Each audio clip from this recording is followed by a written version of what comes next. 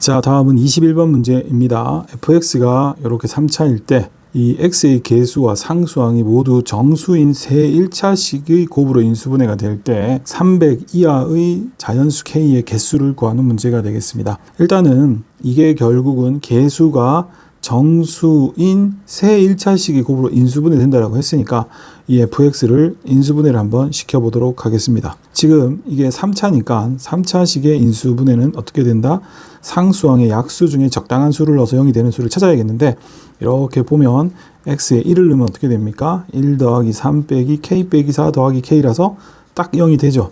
따라서 이 친구는 1을 넣어서 0이 되니까 x 빼기 1이라는 인수를 가지고 있고, 나머지는 조립제법을 통해서 구할 수가 있습니다.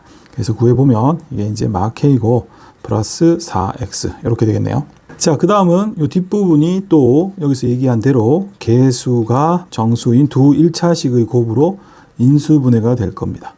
자, 여기서 이제 해석이 여러 가지로 갈리는데, 이렇게 한번 생각을 해보도록 할게요.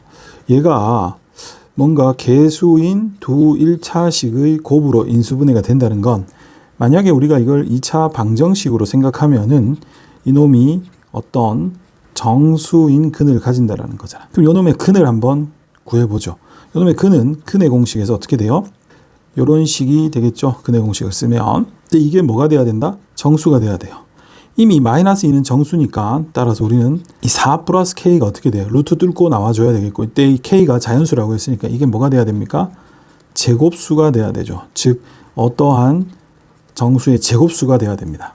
따라서 우리 k가 어떻게 된다?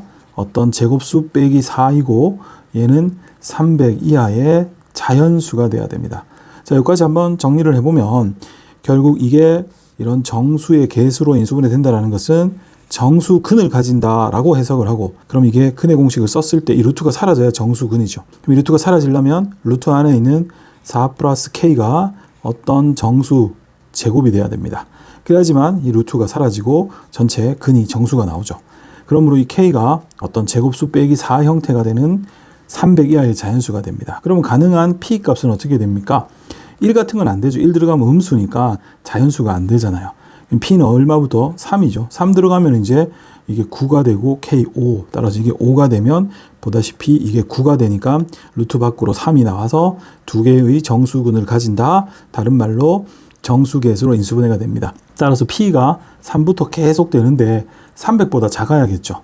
그죠? 여기서 우리가 17의 제곱하고 18의 제곱을 한번 보면은 17의 제곱은 289이고 18의 제곱은 324예요. 따라서 이 p가 17까지가 300보다 작은 자연수 k를 만들어주죠. 18은 이제 300을 넘어서죠.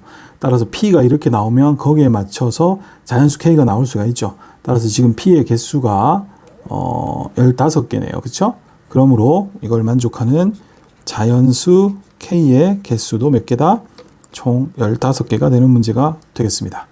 자, 이 문제 다른 풀이 한번 보여드리도록 할게요. 우선 요까지 정리한 건 앞에랑 똑같습니다. 즉, 이 식에 1을 넣어서 인수분해를 했을 때 여기 뒤에 2차 부분이 나오는데요. 이게 계수가 정수로 인수분해 된다는 것을 이 친구가 이런 방정식으로 봤을 때 두 개의 어떻게 돼요? 정수근을 가진다는 거죠.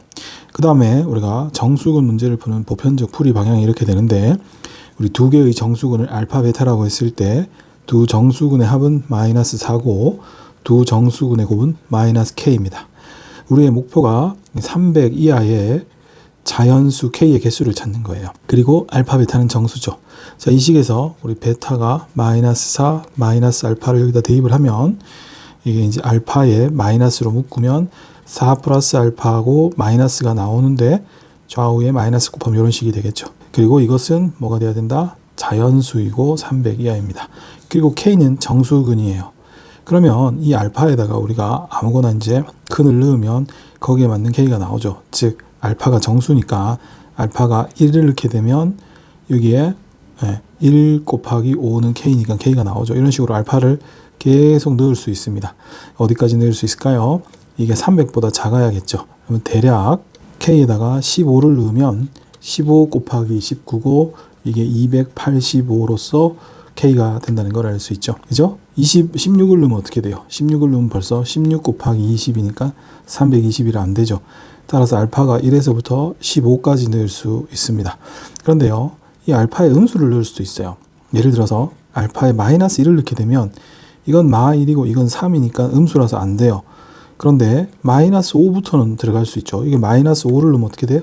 마이너스 5 곱하기 마이너스 1이니까 K가 5가 되는데, 사실 이 부분은 여기에서 K가 1을 넣었을 때랑 똑같은 결과예요. 그래서 여기서 K가 한쪽만 넣는 걸 고려하면 됩니다. 반대쪽이 넣었을 때 K는 나올 수 있는데 이거랑 겹치기 때문에 결국 이렇게 알파를 1에서부터 15까지 넣어서 총 K의 개수는 15개가 나오게 되는 풀이가 있습니다. 그런데 이 반대편은 또 이렇게 똑같은 게 나온다는 것도 고려를 해야 되고, 이 풀이도 괜찮고 앞에 했던 풀이도 괜찮으니까 둘 다 봐주시기 바랍니다.